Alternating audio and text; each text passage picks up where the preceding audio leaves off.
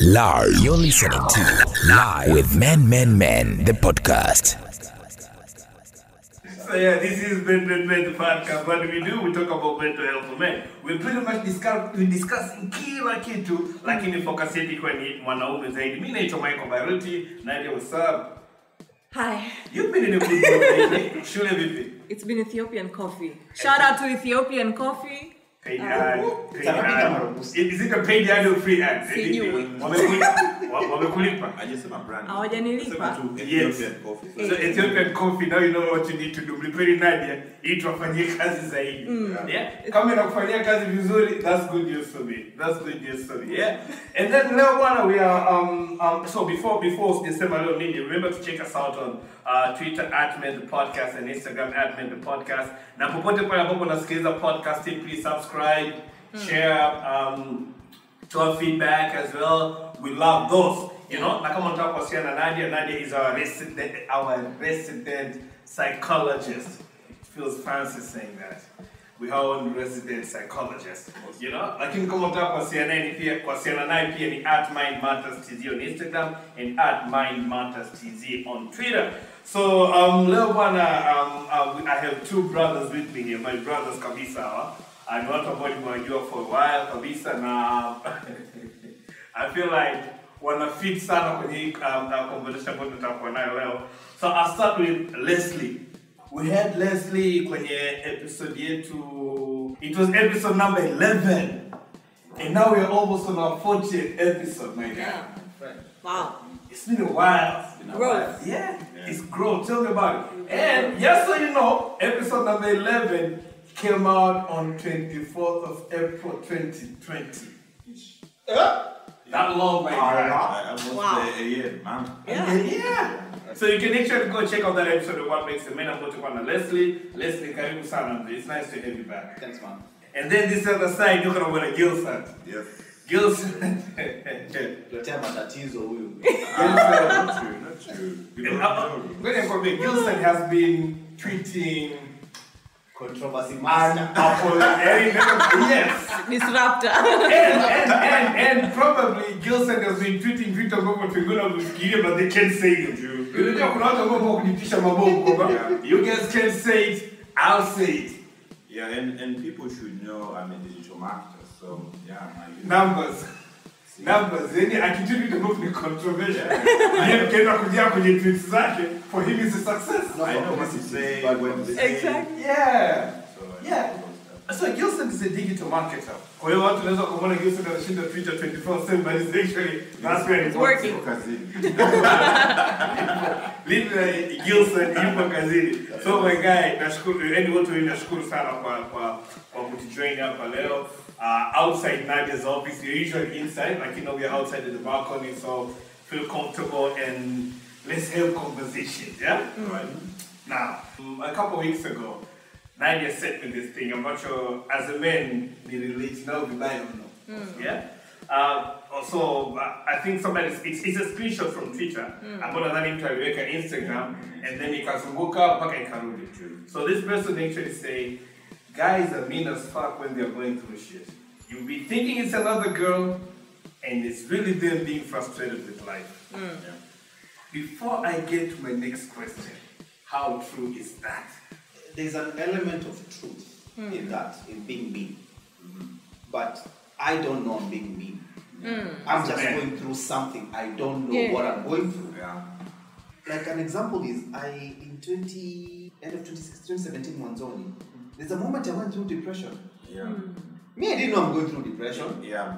You were just living your life. Me, I'm living, but I'm just like, I'm not feeling it. I'm not feeling nothing. Yeah. But you're living. Only to come and learn, With the depression. this is depression. And I learned about it after I'd gone through that moment. Yeah. So that might be true. Yes. We are deemed as mean. Might be true. But I, as Leslie, I honestly do not have an idea that I'm being mean. Different people will mask it differently. Will itatokea tofauti sana. Mwingine atashinda bar, akinywa, someone will keep on being another person will just start some travel without some become very erratic. they're very different manifestations of it, right? But he died though. At that time, because you don't know. I think let's speak about his father as we continue. I'd like to hear what Naliki. Well, not far from what Leslie was trying to explain it. Lakini mimi nafikiri Nadia will touch into that the most kwa sababu I think even how sisi wanaume we're built kwamba nimetoka kazini mfano like a lot of stress at work, you know, na vitu vyangu kichwani, vitu haviendi na kadhalika, and I come back nyumbani nakutana maybe na my partner yuko nyumbani pale. So kikawaida wewe unataka you go home and chill and think about your things na vitu digest to come up with the answers. Alafu unakuta how our women are they want you to talk, you know, nielezee kazini sikawa ilikuwaje after nieleza tu nimechill to like bwana ilikuwa poa after sisi only we give short answers ilikuwa okay ilikuwaje sawa chakula kiko wapi, you know, any those short answers. So somebody doesn't want to like this guy is mean or anafikiria wanawake wengine or why anichangamkie mimi, why hayuko happy na mimi, na wakati unaweza kusema ukweli lakini uko busy na simu kwa hiyo hata uongee na mimi lakini unashika simu na uko kwenye laptop yako kwenye laptop yako na kumbe even the way we digest stuff or the way we deal with our stress, the way we deal with depression kama kuongea Leslie is different. Alafu sasa ubaya zaidi ni kwamba I think the way tumelelewa, tumekuzwa, there's some things we go through atuelewi. Kwa mfano Leslie alikuwa na depression maybe for months ajui kama hii ni depression. Okay. What is depression in Africa? Even that mambo ya kizungu. What is depression? Tukiweza kupata that answer and how to know ni kitu gani na symptoms zake ni zipi, possibly inaweza kusaidia even watu wengine wajue kwamba mtu wangu akiwa kwenye this state, maybe this is how I'm supposed to treat him or how I'm supposed to deal with him, you know, especially kwa hao fiancé wetu, wives na partners, you know, kwa sababu wao ndio kama ulivyoona hiyo tweet, unaona like maybe anawaza kuhusiana na wanaume wengine, you know, kumbe wewe uko tu na vibes zako na mawazo yako, yani ma projects haziendi, you know. But also you see Mike, when you look at the African context of this conversation, the African context of it, men are not encouraged to speak up. Speaking up is not a very manly thing to do. True. Vulnerability is not a manly thing to do. True. And that's why, remember in our episode 11 I said, it's your mother who tells you, wanaume hawali. True. Wanaume hawafanyi hivi. It's normally your mom. Why? There's a very, there's some, is it stigma? There's some bias in how a man should behave. I'll give you an example of the African culture. Someone comes to me with a brief about sanitary towels, and it felt uncomfortable from day one. It felt uncomfortable. This is a natural process for a lady, a natural process that came about for me to be born. But I was really uncomfortable having that conversation, talking about it, researching about it, asking questions about it. Then I immediately snapped myself, and I'm like, what in the name of whatever is this? Why are you uncomfortable? I totally understand, because I had a client selling something like really different. It's called heavy cup. It's like a cup. Crazy. I was really extremely uncomfortable. Why were you uncomfortable? Even kumwambia mtu mwingine like I have a client and all this stuff. It was the same. Everything but except you brush over that client. You don't have an answer.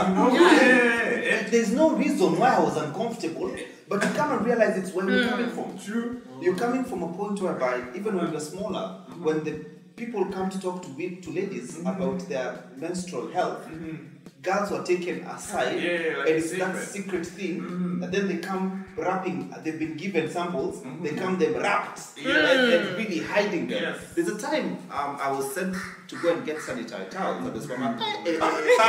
Sent me to go get cocaine.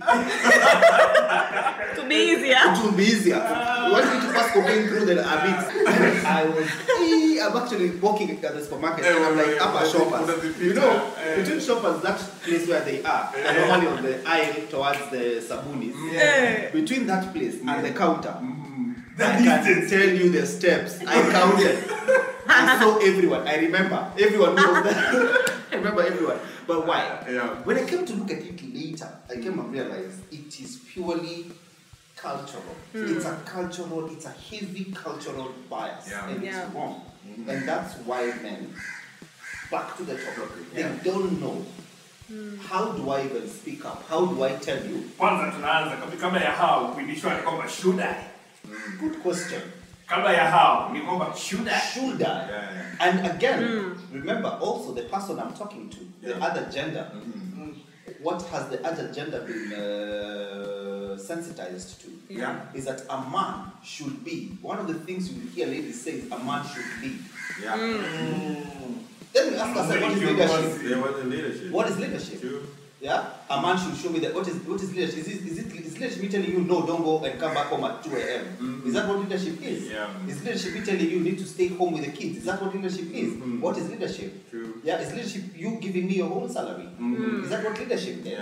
But you see, again, we are all coming onto the table with biases that we've collected from whenever. It's like a rolling stone. They say a rolling stone gathers no moss. We've just come from whenever we are coming from, having gathered all these things, and that's why you find we were having a conversation with Nadia before, and she was telling me one of the biggest things she's going through right now, it is personality, identity. Yeah, personality disorders. Personality disorders. That's a growing problem in I don't know who I am. Tanzania. And I think, who are you? I can add on top of that, sasa growing up, unamwona how even your dad anamtreat your mom.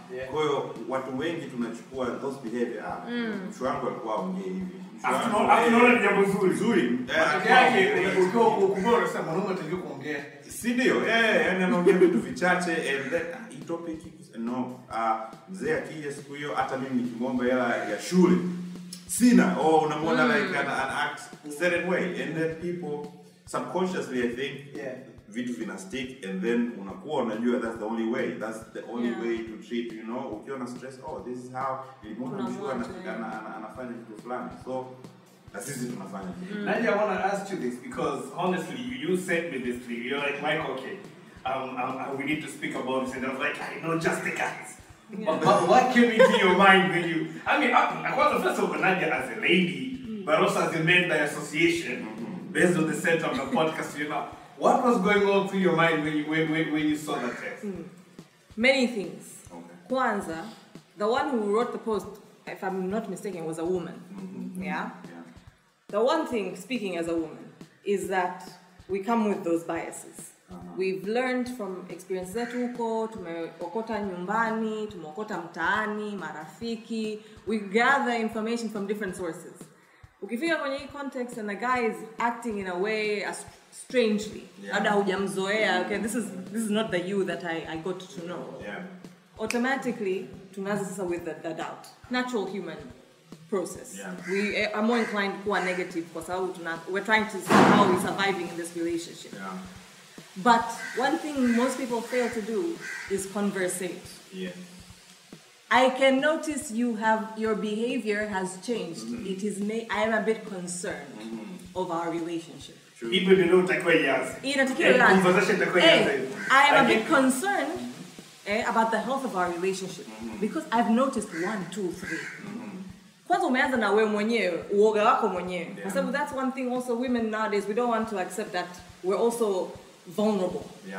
This is the issue that I'm seeing now. It's like women think tumekuzwa kuwa okay with our vulnerabilities. We know we have our vulnerabilities. Lakini I don't know when, but women nowadays, a lot of us, we find being vulnerable is also a weakness. And so if I'm an educated, independent woman, I cannot be vulnerable. I cannot show this man that what he's doing inaniumiza hivyo maana nikampa bichwa ulaka. Atanipanda kichwani. You know? And whether we agree or deny, wanawake, we do this consciously or unconsciously, especially the most educated of us. We do not speak. Let me ask we do not point out. Is that the reason why there's such a high number of divorce currently? Oh yes. Is that one of them? But then it's not a divorce thing, it's many things. Yeah. There's a plethora of different things, but that's one of them. Yeah. That's one of them, because nowadays people don't, and it's a good thing. Wanawake hawakai kimya. If they're unhappy, they'll be like, you know what, tuachane yani na hizi story. Like I know life will go on. It's fine. Lakini ule uvumilivu sasa na ule yani kuongea na kuangalia how let's problem solve, tuangalie tatizo liko wapi ili tulitatue. Ile patience imeondoka. Yeah. So I can maybe Or the sensitivity around how patient we should be, the threshold imeshushwa. I can give example on top To of an that, extent. ambayo maybe it's experience ambayo nilipitia before my relationships. Mahusiano. Yeah, okay. Basi kesho yake kwenye ile pale chini tuelezea mahusiano Mahusiano ya uhusiano iliyopita au zilizopita, not necessarily iliyopita, zimenijenga au zimenifundisha how even to treat my current relationship, you know, because before it was just like that. Mimi nina mambo zangu kichwani nakuja, even I tweet a lot, you know, and even meet like-minded people. I talk a lot. Lakini if ukinikuta sehemu zingine unaweza kashangaa like yote nitaongea kabisa. I don't. Yani tu nimefika nyumbani siongei. Mimi na issue zangu na stress zangu, I know how to deal with my stress. Kimya. Limetokea tatizo litajisolve lenyewe. You know, autopilot. Yani kind of autopilot kind of. That was past. Then here ikawa naona like ikaleta trend kwamba inafikia kuna tatizo. Sasa matatizo mengine kana anajibuild up. Yani amongei and as you're saying unakutana na mtu yes team independent ataki kujionyesha kama yeye ana issue. So na wewe unataka kujionyesha kwamba why nimuulize kama yeye mwenyewe ameonekana kwamba yakanyamaza. Wote mnanyamaza. Even that was building a lot of bombs within the relationship. A lot of resentment. Sasa siku unakuta vikilipuka, unaanza kuwaza like alafu inalipuka kitu kidogo. You know, something so small. If I remember the last fight I had huko nyuma, it wasn't even mtu anasema dada vijana kwa sababu alifanywa na message or never. Yani it was actually really small. Kitu kidogo yani kwa distance. It was like a joke even. Yani but the fight iliyotokea hapo, I said major and like heavy, big, extremely. Paka even wazazi wakahusishwa. Currently, I encourage a lot of communication. Sana, yani nikimwangalia mtu naona like, are you okay? I'm okay. No, you're not okay. I know you. Yani let us sit and talk about this stuff. Kuna issue gani? Niambie. Then unashangaa nakwambia a lot of things. Na mimi mwenyewe najua kabisa if nina kitu I need to talk to my, you know, my partner. Yeah, na namwambia kabisa kwamba like I said this week bana nina issue hii na inaikoki niona even I'm acting even kwamba this is a situation ambayo ipo. So so I want to ask both Leslie na Gilson hapa na mnisaidie katika vitu ambavyo from my little research na mimi ingae nimeona ni uwezo wetu wa communication ndio F. True. Like I feel it's true. I think as men we have an F for communication. Yes. And I'm telling you this coming from unaweza kuwa very successful kazini, as in kazini una communicate kweli. Like kama wewe ni leader kazini, you make sure everybody in your team know exactly vision yako iko wapi and how to get it. Na kila mtu ndani ya office anajua role anayo play kwenye ile vision ifike. So I think hapo ni communicators wa vizuri sana huko. So shida sio kuwa communicators, shida ni context ya ku-communicate. But let me tell you mine. Men don't have, that's a fallacy. That's a belief. We don't have a problem with communicating. We just communicate differently. Yes. Yeah. We don't have a problem communicating. We just communicate differently. Again, how is the reception of my communication? Kumbuka, it's like I'm speaking gibberish. An example, a child. My neighbors came back with a child. I know the cries now. I know when she's hungry. I know when they've just not given her attention. I know when she's just woken up.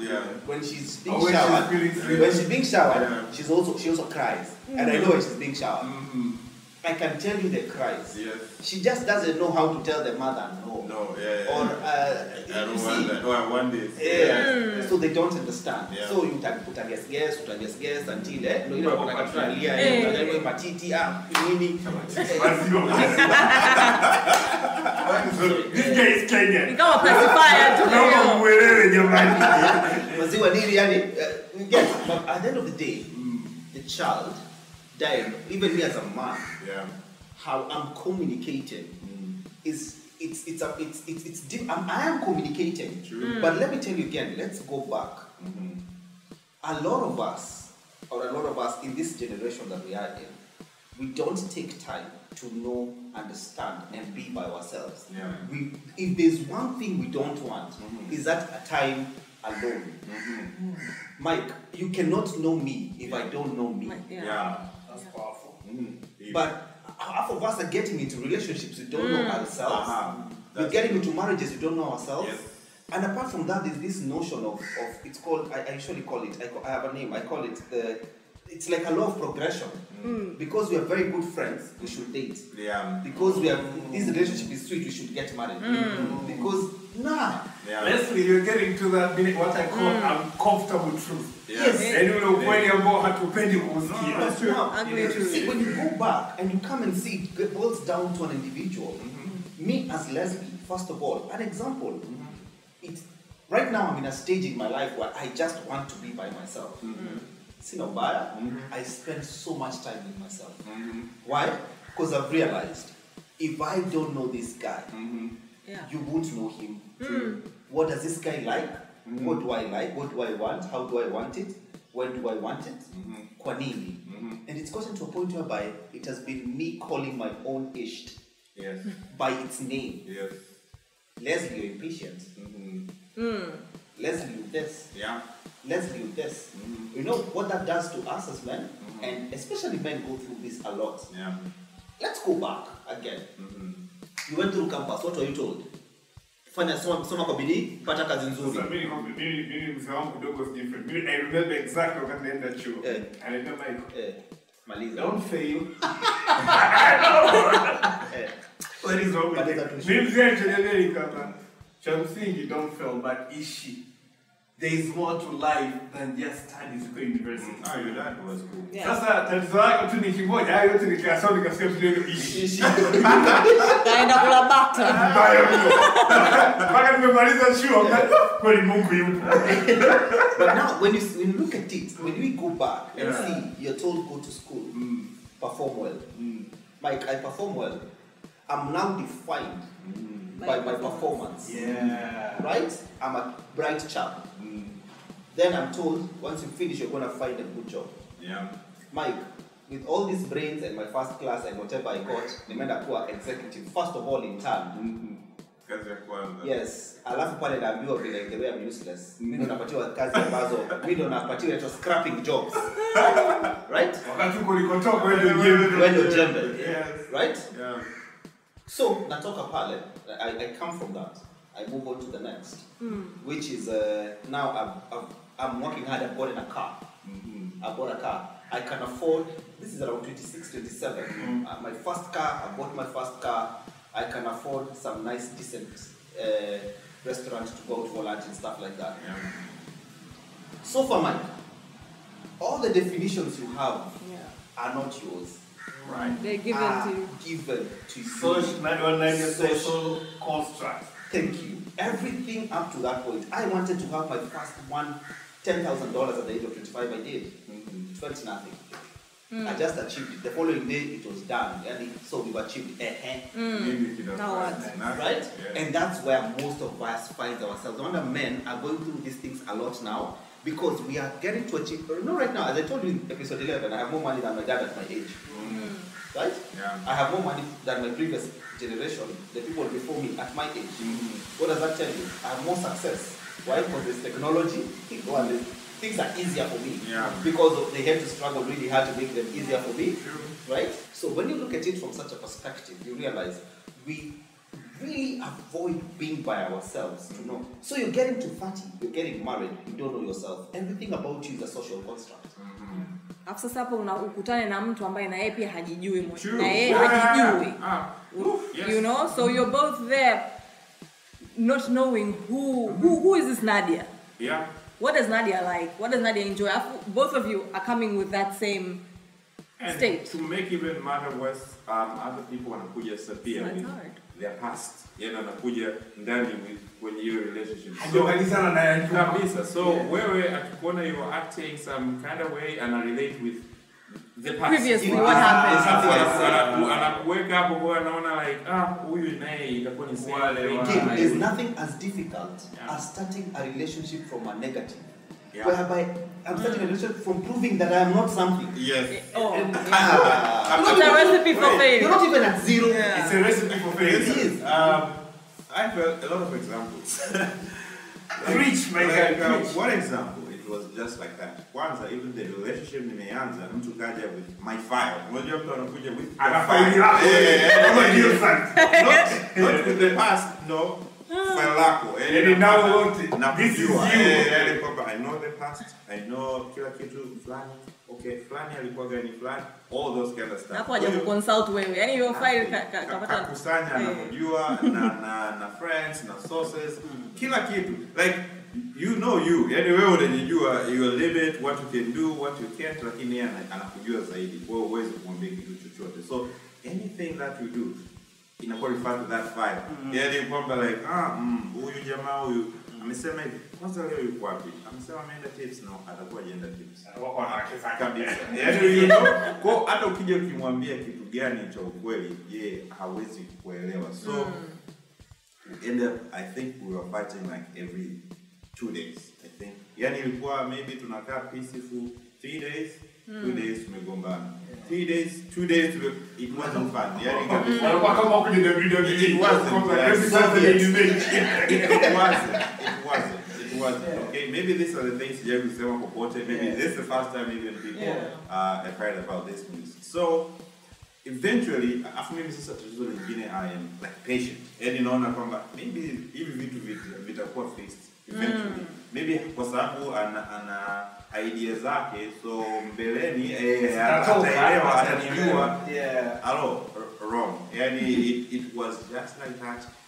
Kila tunapoenda tena sasa ikafikia sasa ikaenda effect mimi sasa ina maana now even at that time nilikuwa loving and stuff sasa mimi nikaanza kuona niko pale physically lakini you're walking on eggshells every single time you're walking on eggshells you don't want to you don't know what point it will be landmine nataka because we've had this conversation at least this about actually walking kwenye eggshells kwenye relationship na this guy really damage kama unakuwa katika state kwamba should I or should I not say this you know should I send this text or should I not exactly the moment unaanza kufikiria mwenzako atajibu nini kabla wewe hujaongea it is bad I'm telling you yani kama tukifikia kwamba to start a conversation na mtu wako ni lazima ujipange yani unajua kabisa kuna maneno lazima niyapange ili kuzungumza na my fiancé or my wife that's an issue yani hauko free hivyo yani kwamba lazima ukae upange yani hivi niandike hii text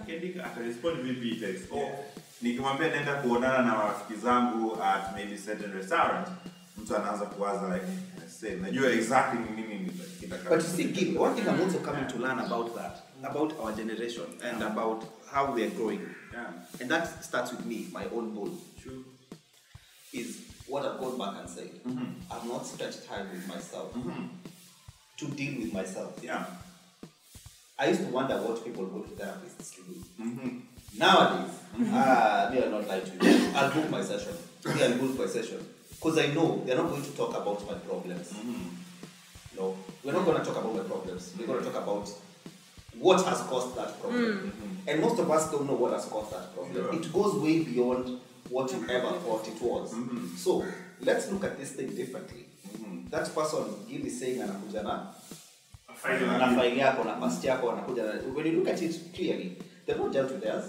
because it's very difficult to deal with you it's very difficult Mike it is difficult to deal with yourself it is and that's why a lot of people We are that generation that looks for distraction all of the time. Yeah. Yes. You are in the bar with your friends. You're coming from the bar. You come home. You're on social media. You wake up in the morning. The first thing you do is your phone. Who has looked for me? You're looking for that dopamine effect. How many? I'm actually off Instagram. Okay. For almost a whole year now. Nice. I've been off Facebook for almost 2 to 3 years now. Okay. And one thing I realized, now I know WhatsApp status is now my social media. Okay. That one I know. Right. But one thing I'm coming and I'm asking myself, and I'm like, I'm missing nothing. I've missed nothing, literally. But you see, it came with me calling it for what it was. Yeah. Juzi, I think kwa Faraja Nyawandu, shout out Faraja Nyawandu, alitweet kitu, ilikuwa on Father's Day. Yeah. So akaandika kitu kuhusiana na lessons of talk to kwa baba yake. Yes.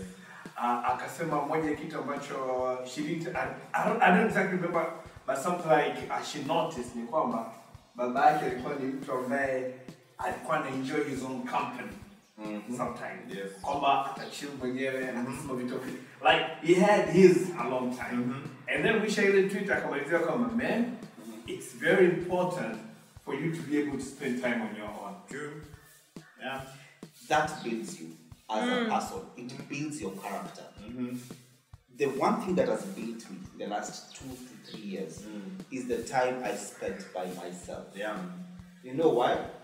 Because the more you spend time with yourself, the more you can get out of that situation. Why is Bill Gates making more money than you? You know why? Bill Gates has more time to think. Because he doesn't have to worry about food, about his tomorrow. Bill Gates can feed 15 generations with the money he has today. Yes. And he's like, okay, kutoka leo. And that, you know, and that's what you find as someone, for example, I will not say people in disadvantaged areas. He's thinking about what am I going to use tomorrow. How is he going to think about artificial intelligence? How is he going to think about mental health? Mental health. It's not a priority at that There's point. nothing like that. Basic questions. needs. What is mental health? You know? Why would you ask me Mental health. Ask me about my health. Mental health ni hela. Ukiwa na hela nitapona. Yeah. There's this part ambayo maybe other people, rafiki za your wife, rafiki za fiancé wako wanaweza kana kuona wewe ndio toxic kwenye hiyo relationship. Yes, that too. But kumbe ni huyo mtu uko naye even anaweza kusababishia wewe ukawa toxic. Unajua, yani unaweza kaa wewe sio toxic lakini toxicity ikakuambukiza or her behaviors ikakufanya ukawa toxic. Now this is what you say. Lakini I want to bring in Nadia hapa. Right. Kwamba ni namna gani ukiwa kwa mfano na partner ambaye ni toxic. Anaweza akakuinfluence wewe. I mean, do you get in the survival mode kwamba nataka unaweza kuonekana mbaya au kuna ile watu hatutaki kuachana kitu tunaomba kukomoana. Yes. Too much time. Tuachane kitu tunanyoshana huko. Yes. It's too much work. Then bora tu muachane kwa mtenda mambo yake. Wewe ni cheat na mimi nakucheat pia. An eye for an eye. Kwa nini usiachane? Let me tell you, before Nadia comes to the professional side, I can tell you this. Remember, you're like a sponge. You absorb. You absorb your environment. That's why they tell you, be around, show me 5 of your friends and I'll tell you who you are. Yes. I'll tell you this. Go and check. And I said this in episode 11 as well. Go and check. You're going through the same things your friends are going through. You will be more inclined to hang around. If you're having marital issues, mind, utakaa na wale wanaume pia wana marital issues. Misery loves company. Misery loves company. Rarely will you go and stay with someone wanakwambia pigania, wewe mwanaume, this is wrong, ngangana. Oh, mtakayekwambia you are wrong. You are wrong. No, you are Mtakwambia Michael, you are wrong. Wewe ndio umekosea. Usidokani wanawake mimi na wajua. Ana hawa tu mimi nawafahamu sana. Pasua kichwa sana. Usijaribu. You get? Yeah. Those are the people they are gonna validate. Exactly. Validate where you are now. And that's why you're a toxic relationship, you're a sponge. You have toxic friends, you're a sponge. Product of your environment. Yeah. You are a sponge. You get into a relationship that is toxic. Where utatoaje maji na ungekuwa umesofia kwa acid na vile Right. But it's true. Kwa sababu we are social creatures. Sawa. And we social learners as well. Yeah. We learn how to engage in our environment based on our environment. Siwezi nikaingia in a war zone alafu mimi naenda nagawa maua. I will die. You know? So you're in a toxic. Exactly. What's wrong? I shoot you. Wako na maisha. Kwa karanga tamu za mayai. Hawezi. I mean, it's against your human nature. Because when you're in automatically, hata kama wewe consciously unasema nataka kwenda ku diffuse situation. Unconsciously you will be on your fight, flight, freeze state. Either umenasa pale haujui ufanye kitu chochote, hautosema kitu chochote, utakaa tu pale, you just take whatever is coming at you. Or you will be prepared to fight, argue, battle, so that also your point inakuja across. Ama unaondoka kabisa, unaachana na hii context. Like, let me just stay at the bar where it's a bit safer. True. Nisi engage hapo maana I'm walking on eggshells. Na mvosema mwanzo walking on eggshells, you're constantly on this heightened state of arousal. You're still in that fight, flight, freeze. Your survival is threatened. Unajua binadamu, we've evolved consciously. We've grown this frontal lobe of ours. We can make decisions. We are rational beings. But the oldest part of our brains is that primitive part of our brain, the reptilian part. Ambayo, it just knows, how do I survive? How do I stay alive? How do I not die? True. So if you're in a toxic relationship, yani, unless that's made aware, the person who is toxic is made aware and they are diffused, there will be nothing productive that will come out of that situation. Na chances are na wewe utaenda kuwa toxic pia. Yeah. Because if you're constantly on defense, what do you expect to happen? Yeah, natupa bomu na unatupa lingine. Alright. Or unakimbia kabisa, so that your survival is ensured.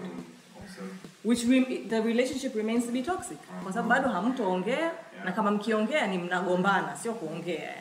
And adding up, nafikiri naweza nikamuuliza pia Leslie. Question. Anaongea point kwamba sometimes we need time alone ili kujidiscover sisi wenyewe tunataka nini. Kwa sababu another thing that I realized, I think pia unaweza add hapo Nadia, ushawahi kuwa una behave tofauti ukiwa na watu tofauti. You know, yeah, like all the time, different behavior. Mpaka nyingine unajishangaa like this actually when you go back like, wow, was that me? Unaanza kujiquestion. Yes, so that's extremely confusing. Kwa sababu, to be honest, unaweza kukuta uko kwenye relationship hii, you're behaving differently kabisa kuliko ukiwa less in a relationship hii. Or even work, the way you're behaving ukiwa na mtu fulani. I think kuna mzungumzaji mmoja alikuja hapa, mtu nani yule, Glorious someone? Priestley. Alisema kwamba people have ranges. Una range. Yeah, your personality is on a spectrum. Yeah, shout out to that episode. Speaking about ranges, since umesema now currently unajifahamu, so that means you stick to that only. Listen, this is me, this is what I want, this I only do paka hapa.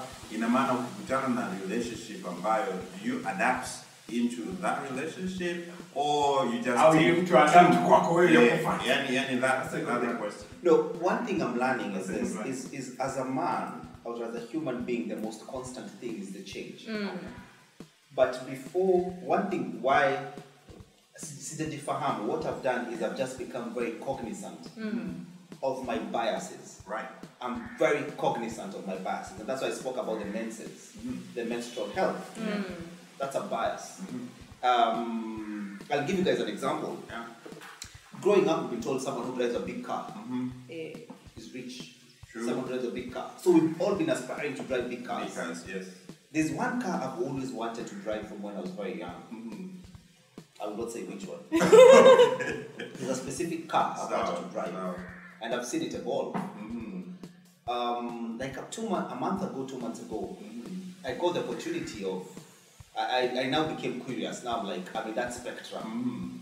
Social constructs. Yes. Now, I'm supposed to be driving such a car. Right? So I went. I called Dalalis, they brought me the car. So I test drove it. Ili kuona. I've driven it before, but I was like, bring me one. I saw one, I was very curious. It's called selective something. Whereby when you want something, you see the one of them. All of a sudden, now every Dalali who's on my social media was posting that car. Because I was noticing it. Every time I used to go and ask them, how much? Yeah. So they brought me one.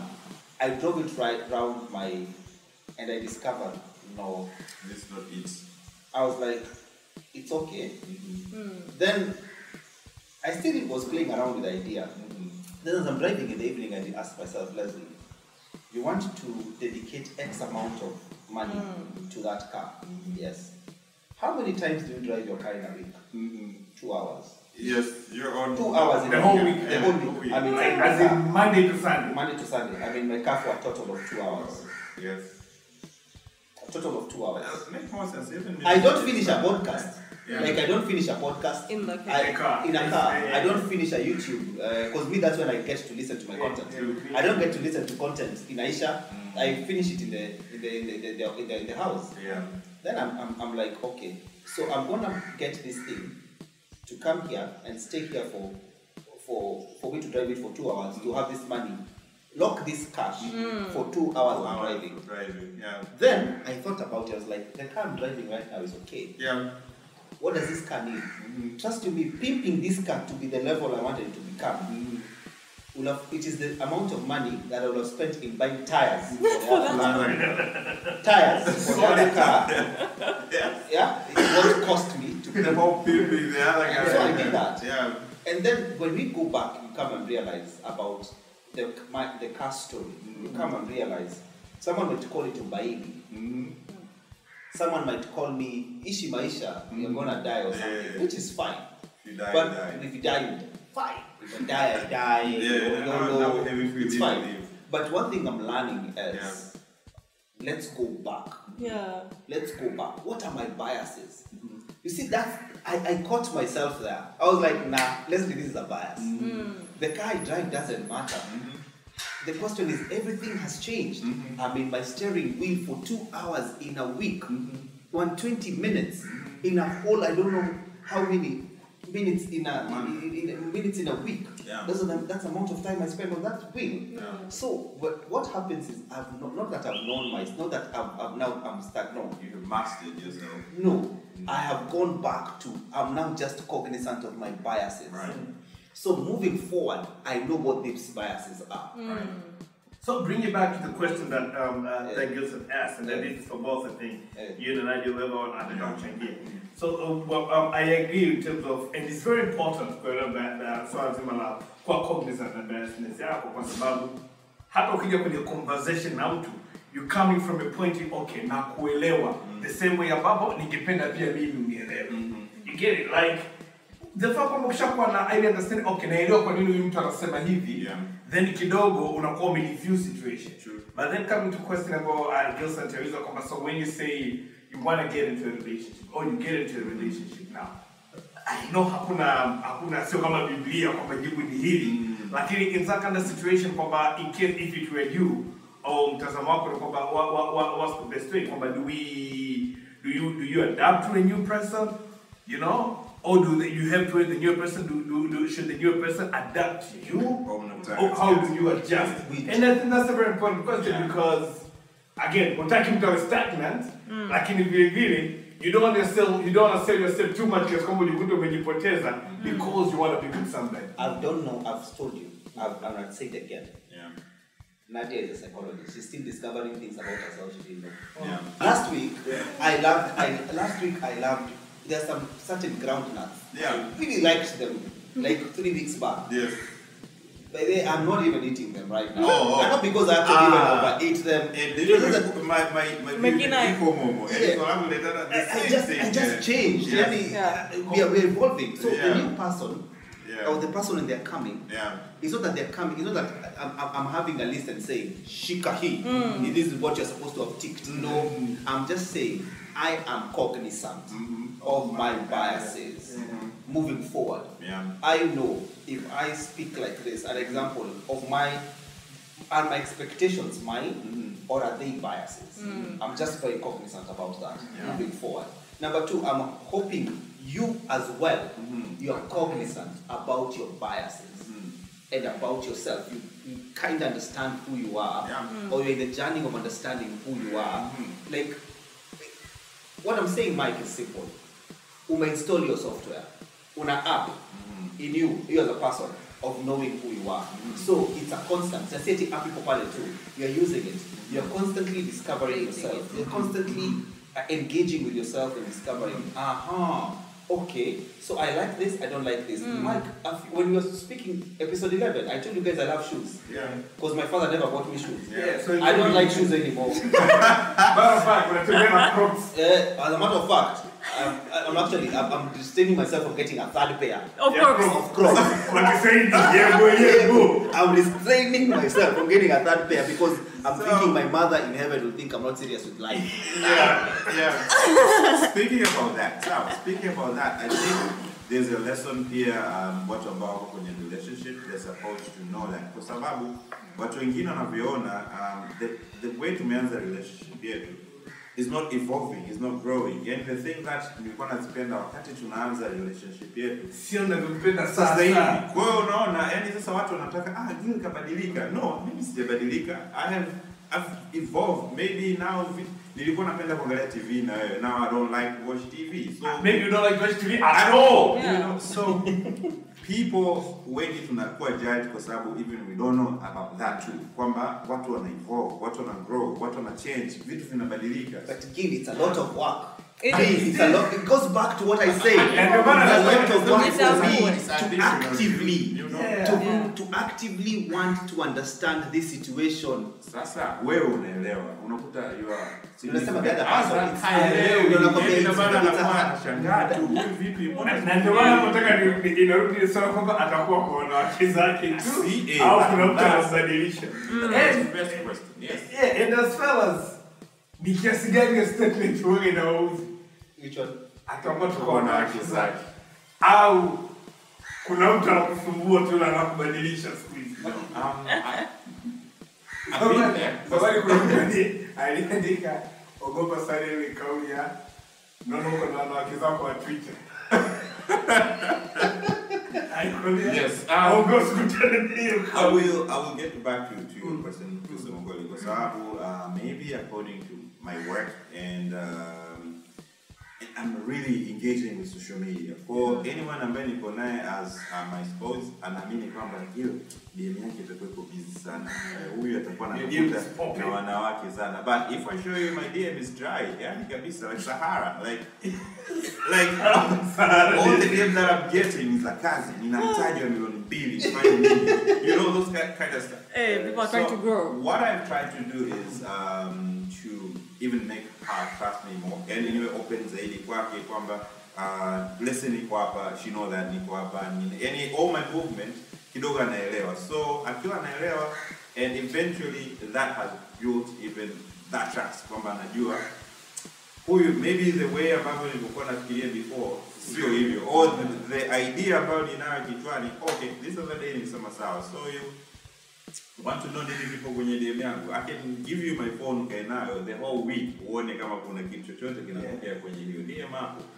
And sio kama ni mtu wa hivyo, unajua kuna wale watu ambao they just yani wana micromanage all the things, you know. Previously I've been into those type of relationship, lakini I can say about current make anaweza kusikiza kichwa ikaki kubwa. All in all, regarding the changes and people evolving, I think what unabidi were open to that. Kwamba they should be open to changes. To growing. I mean, growing, yes, you can't growing, remain the know? same. Imagine if you were the same person you were in 2002. Yeah. think about you then.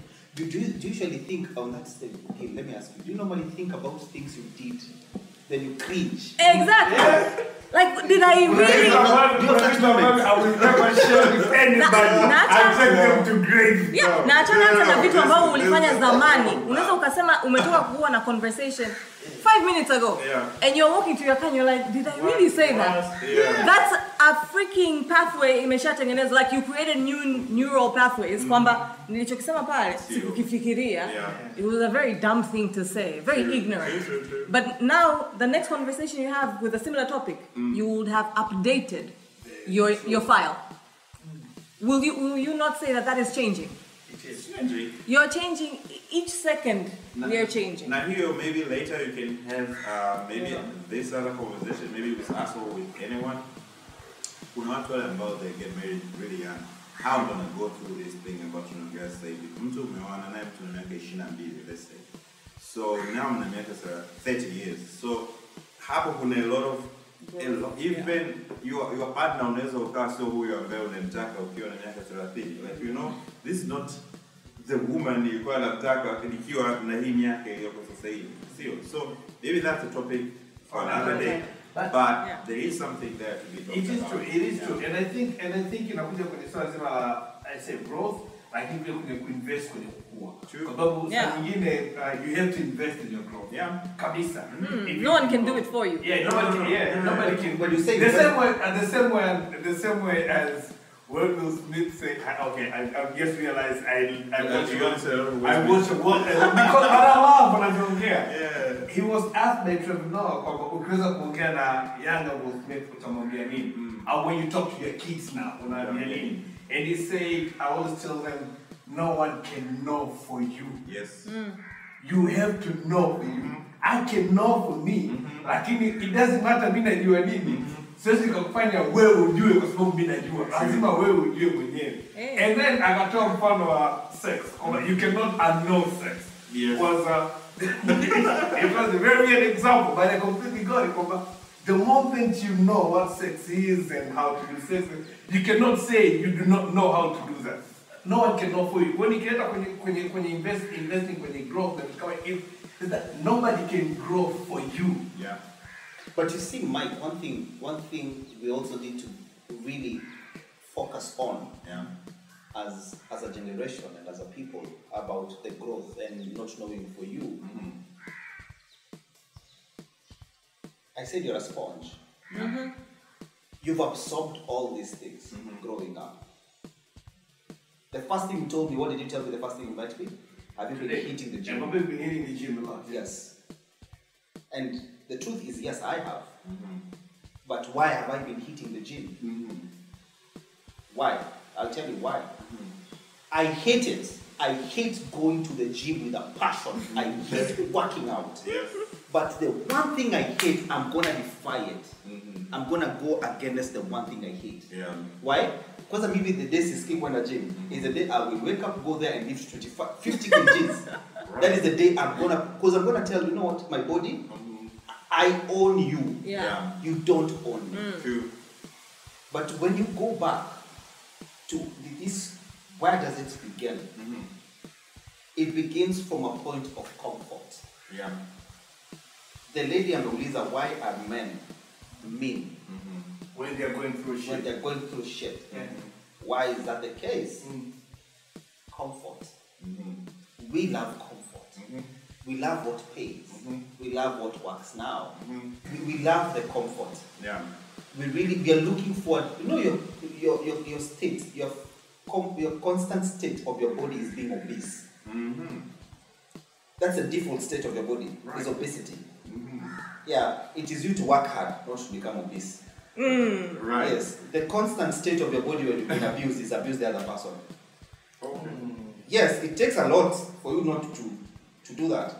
Yes, so we love that comfort. The lady has asked why we become very When you're going through shit. Yes, it's purely when it just gets back to the point of comfort from both ends.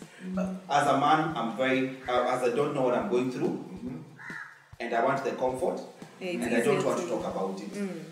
It is none of your business. You understand if you want to understand. If you don't want to enter there. Yeah. For the lady, she's like, me, I deserve you being the same way you are. You treat me the same way you want to treat me. We are not coming down to have a conversation. Why? We don't know ourselves. Yeah. But if you know yourself, and where does my conversation will be constant? Spend time with yourself. Yeah. When you spend time with yourself, you will know what. I've told you right now, I am in a stage in my life I love solitude. Right. That's the stage I am in right now. I really enjoy solitude. I enjoy it. It's getting to a point I'm asking myself, this probably is wrong. Yes. Maybe I'm saying. Probably I'm unwell. Yes. Me, I'll be so comfortable to go out for lunch by myself. Because alafu nipate mtu ananijua, you don't even come to my table. Yeah. Okay, come, it's fine. However, I will still have a very nice moment without even using my phone. Most people want to spend a lot of time with you because they're feeling so like shame. He's sitting alone. He must be uncomfortable because they're uncomfortable with being alone. True. But that's the thing. It's called projected. So, which, okay, so, interesting. So this brings me back to what you just said, projected, Nadia amesema in terms of us, kuproject hisia yetu kwa watu wengine, you know? And then I relate na conversation ya Gilson ndio anasema mwanzo kwamba you get into a relationship unakutana mtu ambaye haja deal na issue zake au anakuja na insecurities zake. Kwa maana hiyo anaanza kukuona wewe ni kama yule ambaye alitoka. Does that put extra pressure on how we behave in relationship? It does. Naturally it would. Yeah. Unajua, lakini sasa going back to there's something you mentioned ya kwamba nimesha kusoma, ninafahamu like what unachokipitia, nimejaribu kukuelewa. Si ndio? So hapo we are forming hypotheses. Huyu mwanamke amekuja kwako, unajua huyu relationship zinazotokea huko zilikuwa turbulent, labda akakwambia au umesikia. So now you formed a hypothesis. Yeah? Go out and test it. Kwa sababu muda mwingine people are just waiting for you to say, I'm noticing 1, 2, 3. Yeah. Do you want us to talk about it? Yeah. Because maybe they're unconscious about it. A lot of us, we move around with a lot of unconscious baggage. True. Kwa sababu, as we've all kind of pointed out, we are automated beings. It's very hard to be a human. Like think about your heart pumping, your brain signaling what your right toe, your thumb to. I mean, we can't think of all these things consciously and do them. We've automated so much. Yeah. And we continue to automate. Kurahisisha maisha yetu. Yeah. Interesting. Yeah, we are basically, if you ukituangalia, we function on autopilot 90% of the time. I like to say 90 for some reason. Think about brushing your teeth. Do you even know how many strokes you take if you go up and up? Lakini ukiangalia kila siku unapiga mswaki the exact same way. Yeah. If you record, I think it's exact. Unaoga dakika zile unapiga mswaki hivyo hivyo. Ukiangalia umeshazoea route yako kuendesha. I'm sure Michael the first few days ilibidi pay attention really usiingie kona RBC pale. Because umesha create path. Mimi kazi natoka nyumbani saa hii, kazini kwangu ni hapa. Najua njia ya kufika pale. And even that how whatever wanaendesha, you know. Anafika nyumbani salama tu. There is no blame anaweza kuelewa chakani. Hata kama anatembea afike nyumbani kwake. Na mwingine anaweza akafika nyumbani ndio akazima njia. Azimi mbali. Anyway, anajua this is where I am safe. I don't want to go to Walevi's story because unajua utaanza kuuliza maswali yako. So now going back to the topic. Another thing I think maybe we could discuss or not discuss. Unaingia kwenye relationship au kwenye relationship alafu unakuwa una burden ya kufanya mtu mwingine awe happy. If you're going through that, yani kwamba like my job is to make her happy or her job is to make me happy or we are supposed to be happy individually and then together. Should I bring back Will Smith again? Yeah, I think that's what it means. Asante sana kwa mwenyekiti kwa hii nafasi. You see the thing is this is the thing. There's nothing. And this is a problem, the mistake we make. One of the biggest mistakes we make is we think there's something called collective happiness. Yeah. There isn't. And No, no. there's just individual happiness manifested. Right. You're happy, I'm happy. We forget the fact that your happiness is first of all your responsibility. Your happiness is not the responsibility of your partner. My partner is not responsible for my happiness. Yeah. Responsibility of my happiness is on me first. Then we come back and now be happy, as you say, Will Smith said. Yeah, Will Smith we now come back and be happy together, Yeah. collectively. Now we come back, now we are happy. Pamoja sasa. Yeah. We bring our happiness. But in kama kwa mfano, have you ever been around people? You know these relationships. Unasikia mtu anasema ati, he let that man go. I will let that woman was a nice one. But you come and discover at the end of the day, it doesn't matter what the other person is. Yeah. As long as I am not, Yeah. I will not recognize what that is. Yeah. Africans, how many times we've been with gold? For how many centuries? Hatufanye kitu chochote. Yeah, we didn't know what gold was. Yeah. Where do you know what ivory? Meno ya tembo inafanya? No. Go to China. I'll know. Yeah. Hey, my friend, by the way unakuja unaanza kuangalia ile chupa Unaangalia chupa ya Tusker. Unaanza kuangalia unataka ni hizi tembo hizi meno hizi ni kubwa sana. Kenya kidogo. You can't see what these guys are doing with the ivory. Yes. Have you seen a piano Yeah, done out of yeah, ivory? the keys, yes. The keys done out of ivory. Yeah. Hiyo elephant ilifariki lakini pengine ilifariki of natural causes. Ivory sio mbaya. But you see, Anyways. you cannot be you cannot appreciate what you Yeah. well, I'll conclude this. You Yeah. cannot appreciate, you cannot give what you don't have. Yeah. You cannot receive what you don't know. Yes. You cannot appreciate what you don't know. If you're not happy, Mike, you cannot give happiness. True. If you don't know what happiness, you cannot receive what you don't know. If you don't know what happiness Utajuaje is, hata kama ukipewa? So this brings me back to Nadia, and this is where I pull in most of the time. Why have we as a society have set it up kwamba we have to make each other happy in a relationship? Hata kama tunajua na saa nyingine unakutana na mtu mnapendana, interest tofauti, Yes. lakini mnapendana. Yes. And then all of a sudden conversations zinaanza kuwa kwamba we should make each other happy. Moja, where did that notion come from? Lakini pili, how do we navigate that? Nadia. Tukiangalia where it came from, my guess is as good as yours. You know, someone somewhere out there, Alisema hivyo. you know. Don't tell me you need to make me happy. Hey! You need to make me happy. Exactly. It's like, oh, that's how it's supposed to. yeah, it's like And then Makaza the Pia whole Pia concept. Pia. It's like the whole concept of chicken and the egg. Like, which one came first? Yeah. You don't know. Yeah. Because again, humans are social beings. True. So I come to you seeking some comfort or some support. Naturally, automatically humans are, we're social. Yeah. So we get our validation from others, we get our esteem from others, and all of that. Lakini, importantly pia inatoka from ourselves. But then, we track back. Yeah. Where do you learn to get it from yourself? Our parents, how do they parent you? Do they actually instill that mastery into you as you're growing up? Because unazaliwa blank slate, True. not coded. Your parents start to code. How? Wao wanakutreat vipi? Environment wanazokuwa exposed to. Watu wanaokuwa exposed to. Yeah.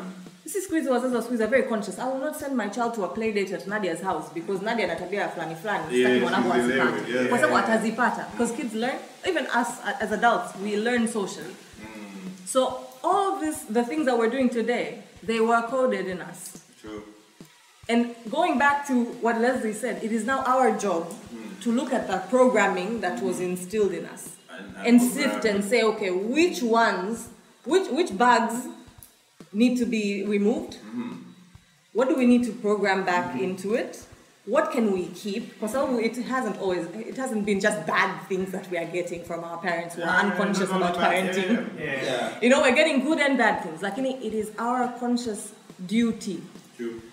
to go back to sit with ourselves and look at mina vitabia vyangu ambavyo viko unconscious. Now what you know how society helps us is that they bring and this is where I think I'll call people into action. Yeah. Call each other out. Not call each other out in a microwave in mkorofi sana. When I feel a certain way, I like to use his I statements because they neutralize. If Michael is ready to be defensive, nikisema, I feel very sad when you come late to our podcast sessions. Yeah. Na neutralize Michael. True. If Michael was ready to say there was traffic, I'm so sorry that you're feeling this way. You know, and then they will give you the nilikuwa nimekwama kwenye traffic kule au what. Lakini wengi wetu tunaanza wewe ni mtu wa aina fulani. Wewe ni hivi. Ataka. I think that's very important. No, I think Salamu yako unataka ijewe wapi? Ama Lumumba. No,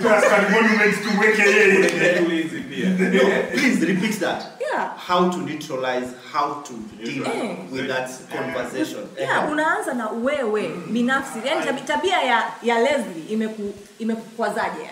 What emotion has it evoked in you? True. Because we cannot deny that ndio we're always reacting to things. But when we use I statements, we are responding. True. The I statement. The I statement. Because if I react, I'll just say, you attack. There are, like the way even how you conversate with your even at kazini. Hey. Yani if you use those statements, zinasaidia even hata mtu akiwa defensive. Ina calm down your nervous system. Kwa sababu tayari pale uko fight flight. Yeah. There is no rationalization, zero. Your frontal lobes are blocked. True. It's just that primitive brain that is seeing red light. And when we get but when you neutralize, unaipumzisha hiyo fight flight. I statement. You start with I feel a type of way when you did when want this to action that you do makes me do not. So it's not a personal attack. You're not personally attacking the person. You're attacking the bad behavior. Hapo ndo tunapokosea wengi. Hata watoto, huyu ni mtoto mjinga sana. Unamwattack character yake yule mtoto. Anainstill kwenye akili yake kwamba mimi ni mjinga. Anaendelea huko na maisha with the concept mimi ni mjinga. Hata nikisoma hapa sitoelewa mimi ni mjinga. Lakini ukifanya 1 2 3 inanikasirisha mimi mama wako. Unisikilize. Ule mtoto anaona okay mimi ni mtoto mzuri lakini tabia ni mbaya. Tunarekebishaje? Anafanya mamangu ana feel. And adults we are the same. I've Do you never know tungeongea kitu kwenye episode ya kwanza in the podcast. Tungeokoa nusu ya wasikilizaji wetu. Ifanye ilikuwa But it's never too late. It's never too late. It's never too late. Possible that this is the right time for her to say. And funny enough is, Mike, the truth is, I've never thought about it that way. I've never connected it with flight. Because flight is not like just, flight can be me deciding to shut up and not talking about it. Kabisa. Well, that's flight, that way, yeah. right? But if I speak from a point of when your action makes I do X. Nadhani pia ametoa. Yeah. I think that's a good template. And it works, they've researched here in Tanzania. Hapo watu wanaweza wakasema mambo ya kizungu, usiseme ujinga huo. Kwa sababu this research has been done here in Tanzania. Na watu ambao hawajasoma mpaka level yenu kama mnasikiliza kwa una masters na manini, like normal education level. It reduced domestic violence. Right. Because one, the partner anarudi nyumbani, mwanamke amwataka. Unachelewa kila siku mimi nakaa hapa. Anafika mume pale amelewa, labda kashaja ndani yeye nyumbani nenda kufokewa kule. Anafika mkewe anamwambia, nasikia wasiwasi nilikuwa na hofia afya yako huko na safety yako. True. Mwanaume mwenyewe anashangaa, I'm ready to defend myself. I know. Lakini huyu maskini ya Mungu alikuwa na wasiwasi hapa. Yes. Kinabadilika. Hapigwi mwanamke hapigwi kwa sababu nakupiga for what? I think my lakini girlfriend has learned it in different way because now she has her own way of saying mimi nisichelewe kurudi. Yani she has like certain sentences anazosema then zinaanza kufanya wazi like I think I should. Kwanza ninakubadilisha tabia unaona? Like guilt and unajua ukiwa unaondoka unaendesha yani huwa ukirudi yani huwa najisikia kwamba yani msilali yani nasubiria kuona kama umefika because I don't know kitu gani kinaweza kukukuta. So maybe you should start using Uber akaanzia huko. So mimi kweli nikafikia okay if this why nifanye mtu asilale kwa sababu ya bibi kutoka out. Unabaki gani? I start using Uber. Pole akaanza kuniambia kuhusiana na kuchelewa kurudi. In different angle. Behavior change. Unaanza pole. Umenichosha. Hajasema hivyo kabisa. Mimi kweli nikaanza kubadilika mwenyewe pole. Yaani ikifika muda naona muda hii itamfanya mwanangu ngoja tu niulize zangu nyumbani. Kwani nimeshamaliza The other option is let's be with her here. Together. Yes, let's be together. Yes. So that she doesn't have to worry. And when that happens, it also changes. You start doing the things she also likes. And you build your relationship. Kwa sababu rituals of connection. That's how you're connecting. When you're spending time together and doing things, you're connecting. Back to the issue about this topic. Sasa kuna ile kitu mtu anasema the way labda huyu anavyonipenda nikiachana naye mimi labda nitakufa. Oh, you have heard about that. Achana hiyo. Kuna ile kuna siku moja watu walisema Twitter. I love Twitter, man. Especially Tanzanian Twitter. I love it the most. Kwa sababu there is never down moment in Twitter. Tanzania, from chaos to violence to kuna mtu alianisha argument moja ile aliambiwa kwamba na nakwambia tukiachana hutakuja kupata mtu kama mimi. And then a lot of men relate to that too. A lot of men. And ukiangalia conversation reply nyingi kwa ndio wanaume niliambiwa. Of course mwingine akajibu kutani. Kwani nikwambia nataka mtu kama wewe. For the first person to watch us, nataka mtu kama wewe. That's the very reason why I'll be happy nikipata mtu kama wewe. I don't want someone like you. Kwani sitaki mtu kama wewe. Lakini mimi for me it went deeper than that. It went deeper than that in the sense that I think for women wanaposema kwamba hutapata mtu kama mimi wanaangalia the sacrifices and the things that they've done for you. Which truthfully they have. You cannot deny that. Women are amazing.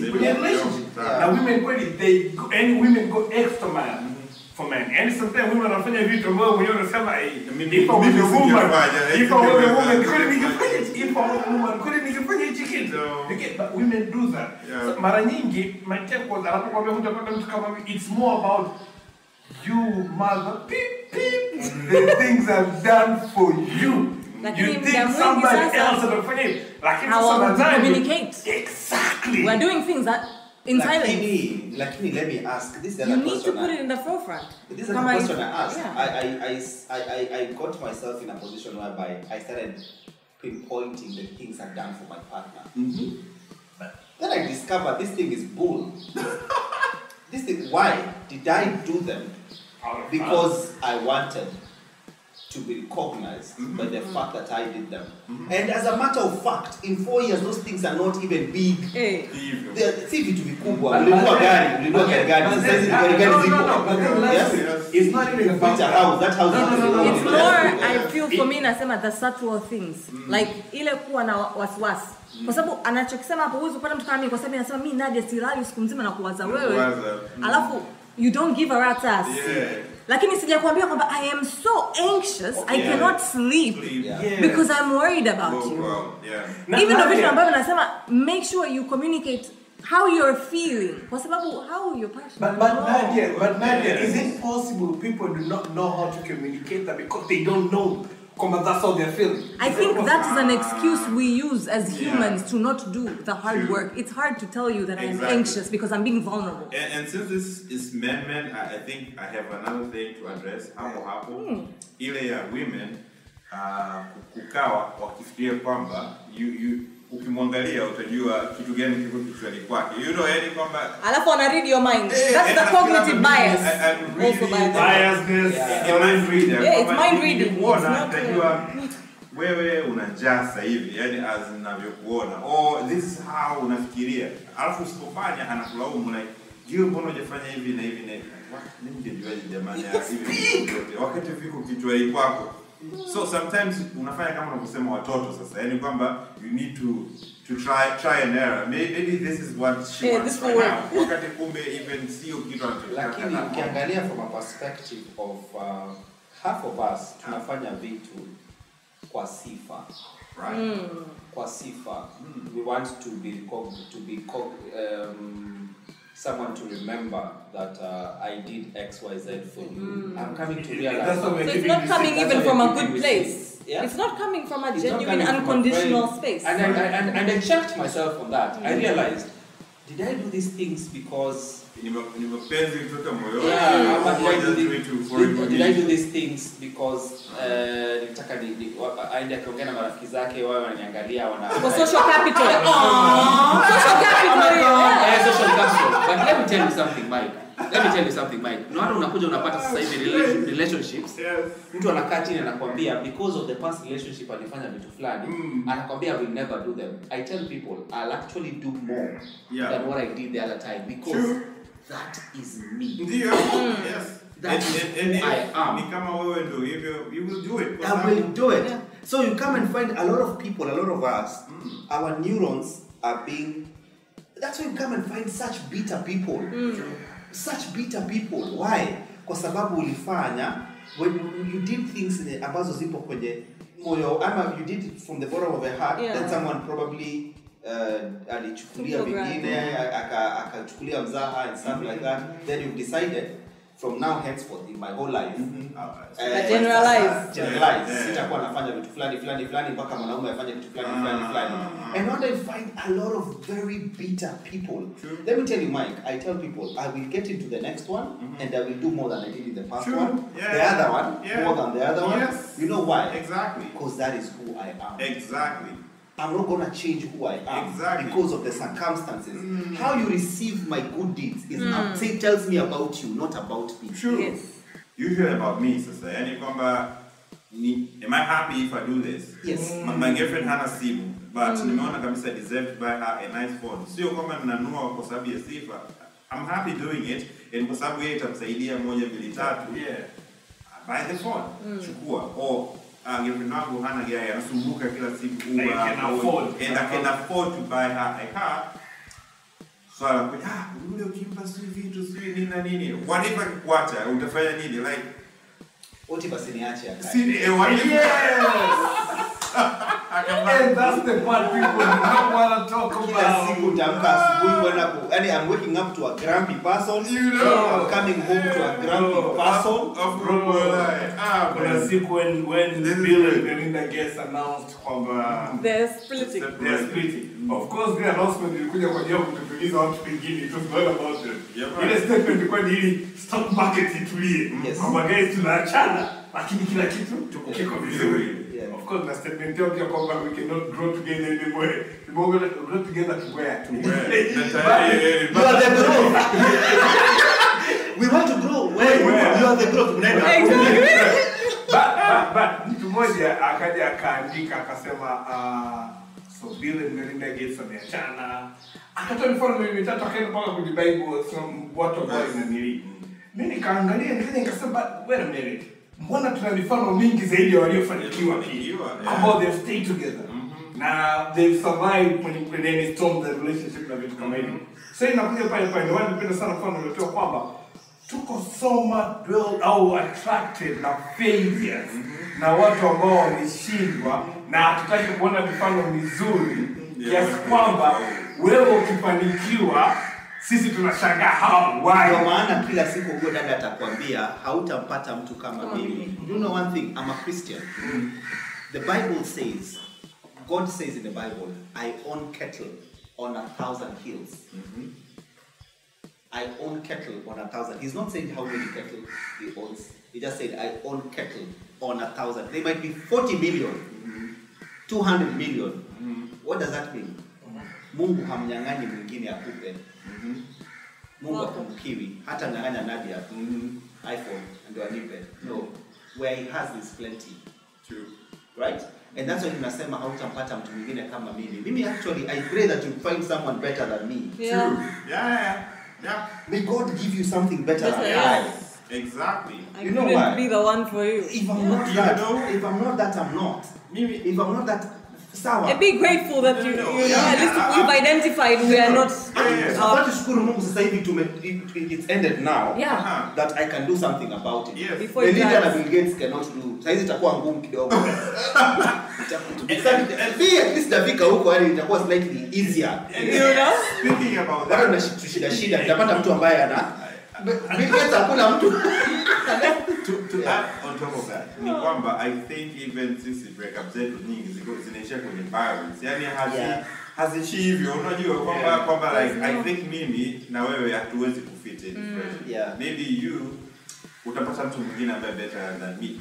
Hakuna. And let's say 80% of them end up with violence. Sasa hata kitoka kenda kuanzisha relationship nyingine anaondoka na ile alionayo huko anaenda na yamishia kwa inaenda cycle kwa unakuta we have like huge generation of bitter people kwa sababu can I show you the ripple effect of that? Yeah. Let me show you the ripple effect of that. That made me change. When I looked at the ripple effect, I want to have daughters. right. That made me really change how I treat women. Right. A child is not raised by the dad. A child, maadili ya mtoto yanafunzwa na mama. Right. You know why? Social construct is all. No. When you go and look at it in an African context. No, I know, Mike, you have daughters. I'm going to be involved as you in my daughters. Kama wewe tu. However, you find it's normally mom who's home the most. Yeah. Social constructs as well. The lady And biology. And biology. Yeah. The lady will Can't be fight home that. more. Why? She No, gave birth. But again, she gave birth to these children. She's the one who felt the pain. Wewe sasa hivi gari lako, you take care of it more than if you had a driver. Why? Because it was your money that bought it. Even for the mother, she's the one who went through the labor, the pain. She knows the pain of bringing this life into the earth. So she's gonna be slightly more involved than I as a guy. It's understandable. Of course, as again, you can't measure, but it's understandable. That has been the case for so many years. Right. Well and good. However, you come and discover Nadia is bitter. Nadia is gonna raise a child who's bitter. Yeah. Transfer of bitterness. Yeah. Nadia's son is gonna marry my daughter. That cycle will not end. The cycle. One thing that made me change everything is I decided it ends with me. True. Yeah. I am the last of this cycle. All my generation, anything. I am the last. I don't want to pass it on. There is no pain that I'm gonna pass to anyone else. Yes. I'm gonna be the punching bag. If uchungu, you go wherever you're going. Call me whatever you wanna call me. Yeah. I'm not going to transfer that bitterness because you said I'm a fool and I say something back to you. No, I'll actually bless you. Yeah. I'll say, Akianani, that person is a nice person. If today I'm told to go back and advise the younger Leslie, I'll tell him, shut up. I'll not change the things he's gone through. I'll change how he speaks about them. Why? Because I've learned the power of words. Yeah. I've learned the power of being. I'll tell Leslie, be kind, not right. Be kind, be patient, don't be right. Because I'm coming to learn, there's a ripple effect to these things. And you might think they will never affect you. But Mike, that's how you find marriages right now are not making sense. Sure. A lot of marriages are breaking. You know why? It's passive and imepitishwa down to, it was a bitter mother, raised a bitter daughter, a bitter mother, raised a bitter son, a bitter son, raised a son who did not know now. So it's two confused beings. So it is just generations and generations of passing down of these things. Imekuwa normalized. And now it's like this normal thing, yeah. It's very normal. Again, narudi pale pale. Imekuwa normalized kiasi kwamba tunashangaa when things work out. Yeah, like umesai how? No one wants to sit down and say, you know what? So look at it from such a perspective. When we are doing these things, remember, these things will come back and haunt you. This person ambayo tunaongelea sasa hivi, this bitter man, why? Go and ask yourself. I'm sorry to use this example. Some of the poorest and the most corrupt countries are Christian countries. Japan is atheist. They have the humanity is at its peak. And the most inhuman countries, genocides in Rwanda, the church Remember, there was something to do with the church. Go and check. Any country most of the countries that are Muslim, leave alone their liars. Most Muslim countries are very just. Leave alone their liars. Go and check. By the way, even regimes, kuna a lot of hacking. You know why that is the case? They are taught it's imparted in them. Humanity. Kindness from a very early age. Sisi tunafunzwa humanity to kanisani. We are taught religion and not humanity. Right. There's a difference. And what Jesus came to do on earth was he came to fight against religion. Everything Jesus did was about humanity. He was going against religion. So as you're winding up, because this conversation has been good and it can go on forever. Right. So if I want to bring it back to tulipoanzia, ambapo tulisoma text ya yule dada kwamba men being mean as they are going through shit. Tume unpack a lot of things here from that statement. Kama kuna mambo mawili ambayo nimenotice. Moja, communication. Yeah. Lakini communication is sio na hapa sio tu kuongea na kusikiliza pia. You know? That's very important. Lakini pia cognizant biases. So, now Nadia, how do we apply those in real life? We need to start self-studying. Kwa sababu ukiangalia hiyo statement ya hapo, wote wawili, huyo mwanaume, maybe he's going through what he's going through, either consciously or unconsciously. It's affecting his behaviors, it's affecting how ana interact na watu. Lakini na huyo mwanamke anayesema this is what ana report, basically hapa ana report, si ndio ana report. Yeah, like to other women. Pia it's unconscious. Because binadamu, we are more inclined, naturally, we're more inclined to being negative.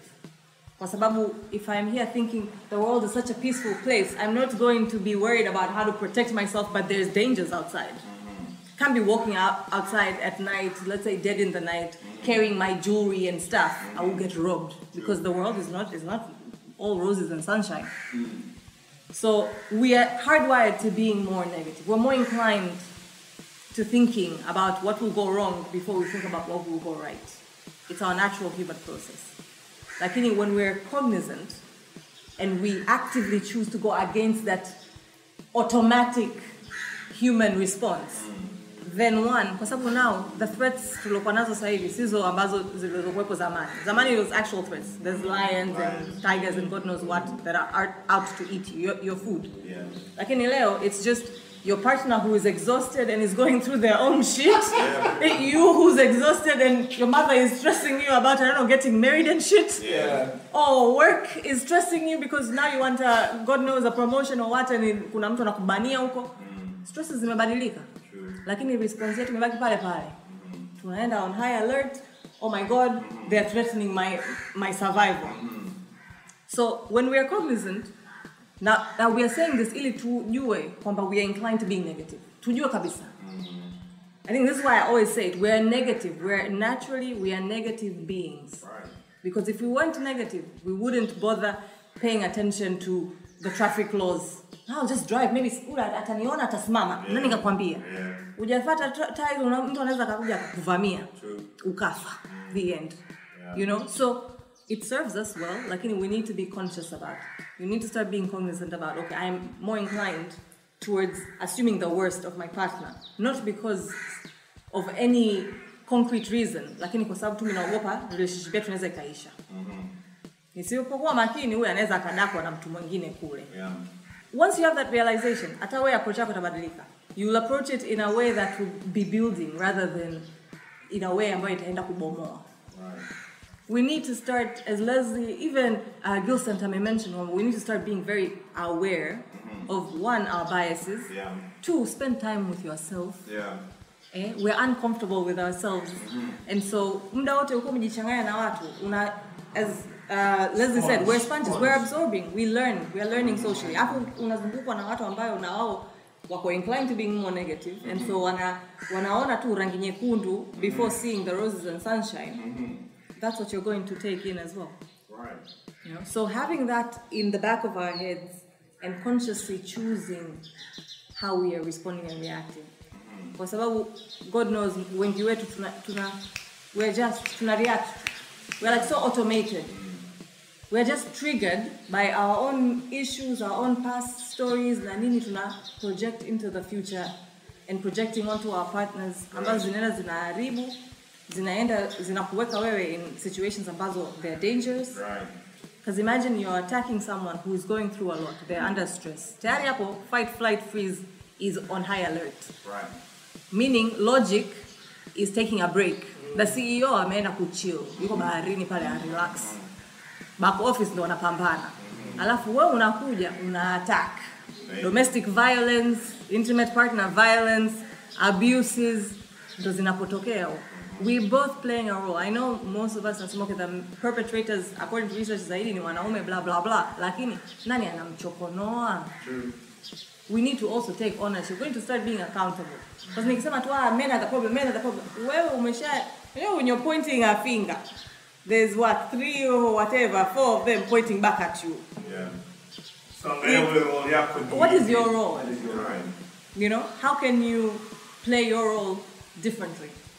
Right. Yeah, it's not saying take responsibility for Leslie or Michael's problems and own them and fix them. You can't. Huo ni uongo.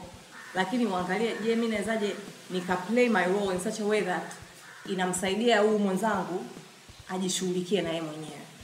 Simuongezee mzigo mwingine. Facts, Nadia.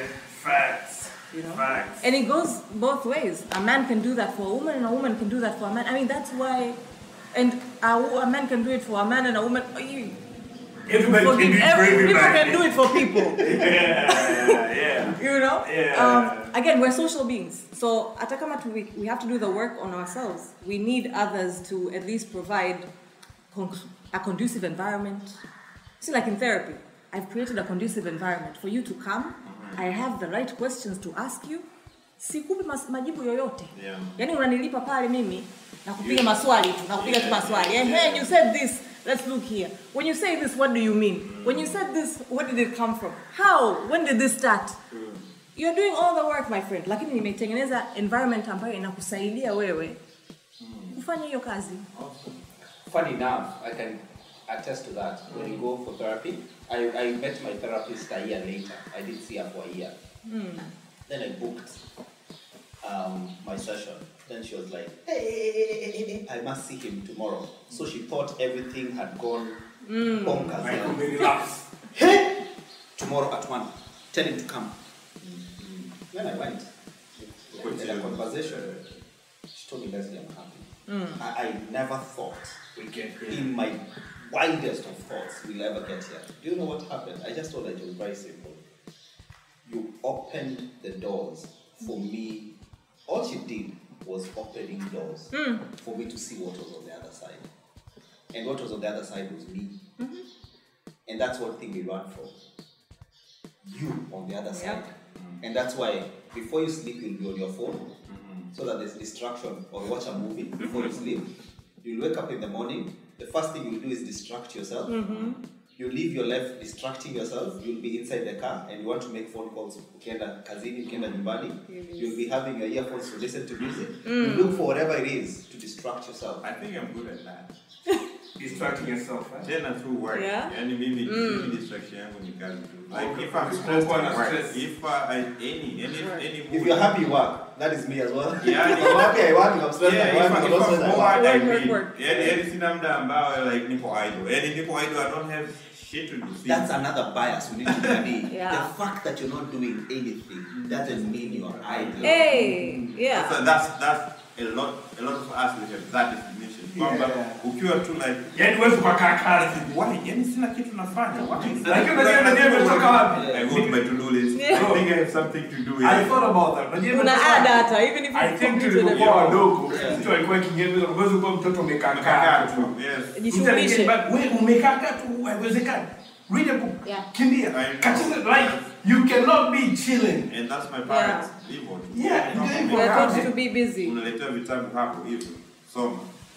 So as a result now, as a grown-ass man, you're like, No, I cannot be what not we've doing done, anything. we've transferred that to an escapism. It's not our parents. The intention was good. They were eradicating laziness, which was our innate state. Yes. We wanted to be lazy.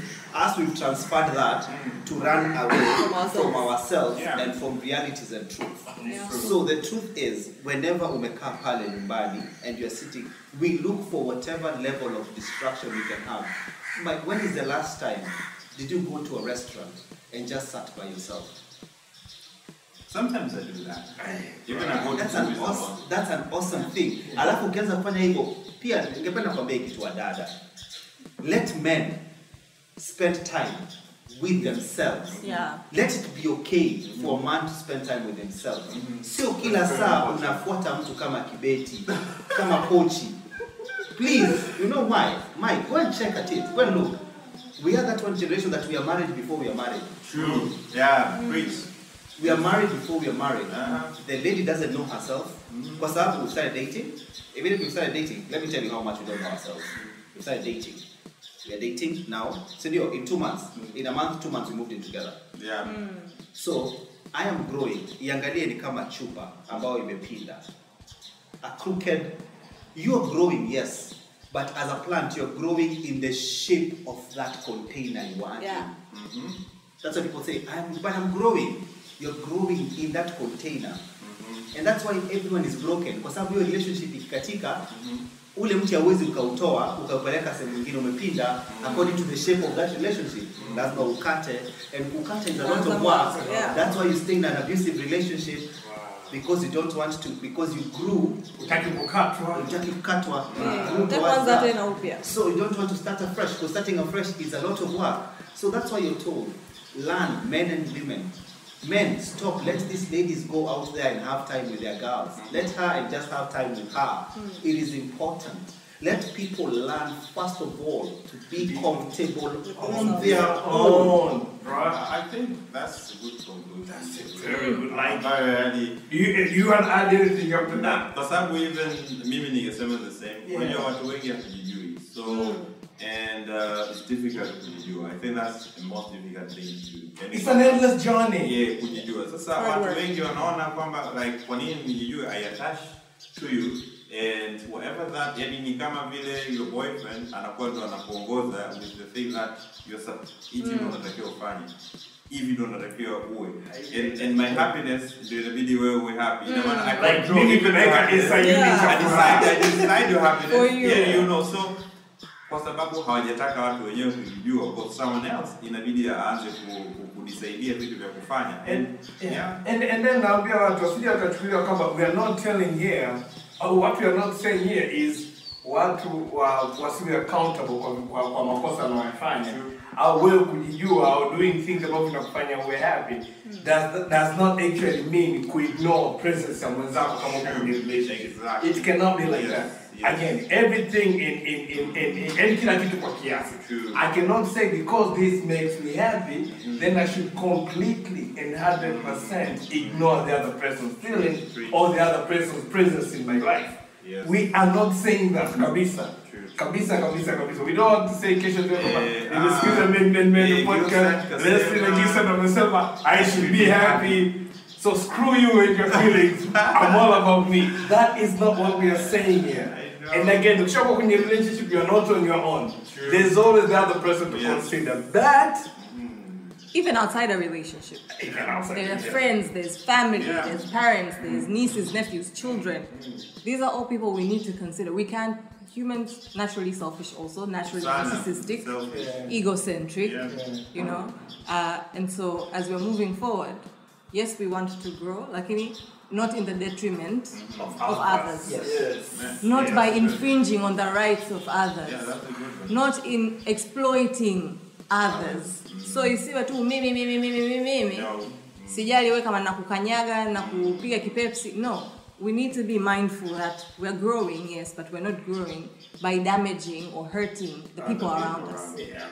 We can always communicate and be assertive and affirmative with our life choices, with our decisions, without hurting the other person. Ndio inaweza hatopendelea unachosema.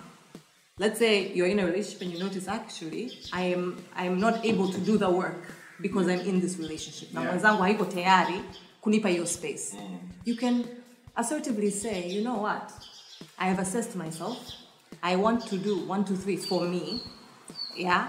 I don't think I can do it while I'm with you. Yeah? Right. Atapochukulia huyo ni tatizo lake. Yeah. You know? But their feelings will be hurt to you, lakini hujamfanyia maksudi, hujamghost. At least anajua. Huyu anataka anafanya mambo 1, 2, 3 anahitaji kwenda kukua huko. Maybe utamuinspire naye atasema lo, kumbe I am blocking growth for people. Maybe they weren't conscious. Now they are cognizant about their limitations that they're placing on others. Labda naye ataenda huko ataenda kukua. Mnaweza mkakutana baadaye huko much evolved human beings. One thing that I've learned kwa mfano wanasema growth if ukikutana na mtu mwingine, let's say a girlfriend uko naye, sawa, mara nyingi wanakuwa hawajui those stages all those stuff. But the moment ukaanza kuelekeza, like, you know, this is how this thing's supposed to be, you know, fanya hivi kuweza kujielewa hivi, they learn, they adapt. Yani nimeona yani wengi they change, and kabisa understand. At the end of the day anakushukuru kabisa, unajua nini, zamani yani nilikuwa sifikiri like how ninafikiria sasa hivi, or maamuzi nilikuwa nafanya sasa hivi, or the communication nilikuwa nayo sasa hivi. Maybe anaona kabisa tofauti kubwa from the place alipokuwa alipokuwa. So as a man, this is another responsibility I think we should take, kwamba first kama umeona mwenzako hawezi kujisimamia au kujijua, sisi kwanza inabidi kujitambue. Yani like we are supposed lead by example, or show. Lead by example. That's the leadership I'm talking about. Exactly. I want to say the sio kama unamsukumia au unalazimisha. That's inawezekana you know, this is how to be you. This is how you can make yourself by happy, you being you. Yes. Because again we are social beings. Kimo chako cha uongozi kurudi saa 3. Kurudi saa 3 dakika 5 tu. Tafuta pa kulala. Wewe uwe unarudi nyumbani saa 3, watoto wako wanajifunza muda huu ndo muda sahihi wa kurudi nyumbani. Muda mwingine bila hata wewe kusema, kufungua mdomo wako kusema chochote. And even when it comes with personal growth, if you start unaona hata I'm in this relationship, yes I want it to last. Mwenzangu naona there's areas she can improve. But when you start doing your own work, anaona you will inspire for her to do her own work. Exactly. So you won't even have to utter even one word. Lakini because the way wanakuona wewe unavo engage with yourself na una engage naye. Anajifunza. That's it. Nothing more to add. Leslie, thank you for coming through, my guy. Thanks, man. May the power of the Lord be with you. Amen. Gilson, thank you for coming through, my guy. That has been a great conversation. Really, really great. We could go on forever. We could go on forever. I feel like, and then maybe, I don't know if it's the balcony effect, it's the you guys effect, but and the sun. If the sun was not here, I bet would have been good. I'm man. Yeah, because these topics, all the subtopics can be the whole topic of. I'm telling you, right? It can be like the whole topic. And I hope, this is what I always say. But here, what we're trying to do the most is kuanzisha conversations, really, because we cannot speak about everything in here. But we just hope about the takeaways. Every little bit ambayo unaona inakuhusu hivi ukaichukua na ukaenda kuanzisha conversation kwingine, please do that. Just don't forget to tag us. And that is what I want to mention. Please tag us. You can start having a chat with the Men and Podcast group. So maybe I have heard this topic, Poliza, and I'm there. If it's something that I can answer, you can tag me. And Gilson haogopi kujibu vitu jamani. That's what I think what I will tell guys is, can we normalize speaking about things? Can we normalize speaking of the fact that, for example, I have erectile dysfunction? Right? Can you normalize speaking the fact that as a man you've realized you are just an arrogant person, you're egoistic? Yes. And healing doesn't come if you don't speak. You can never heal what you don't reveal. Exactly. That's philosopher 100%. Yeah. You can never heal you really can't. You have to reveal it first, And then tukiendelea hii kitu ya tunasubiri Gila andike kwenye social media, then we want to go there and be a hero and say and attack him. But you're not even listening to me. I will ask him a question. Yeah. When you say X, Y, Z, What do you mean? what do you mean? Exactly. So if how do you make it? if I did it this way, will it still work? Yeah. But no. I usually tell people We've come like out how with to ask guns. those questions. Yeah. Kabisa, mtu akija na attack naambia ungeniuliza hivi ningekujibu, lakini the way unauliza sikujibu. So everyone comes out to Yeah. become a hero at the end of the day. It's Bro. this hero effect. Skills on social media, we And then- we thrive on being savages. Like, this ambavyo jinsi ulivyo savage. Ndio ambavyo mtu, and for me I find like people need love in real life, man. Yeah, it's a lie. People need love. Being a savage is a lie. Yeah. Everyone wants to be These loved people and are me. I know cared two. for, so- I know guys who on social media are this kind of people. I've met two, and I know them. In their real lives, they are such miserable people because they can't speak about because they think everyone is gonna attack them the way they attack everyone. So they're projecting Insecurities Yeah. and Because what is that? yeah. Projected. What? Well, yo, so this is Men the podcast, man. Thank you for listening. At Men the podcast on Twitter, at Men the podcast on Instagram. I'll talk about Gilson and Leslie when this episode ikitoka. Nadia ni Mind Matters TZ on Instagram, Mind Matters TZ on Twitter. There's nothing else to say. Mini Tomeko Maruchi.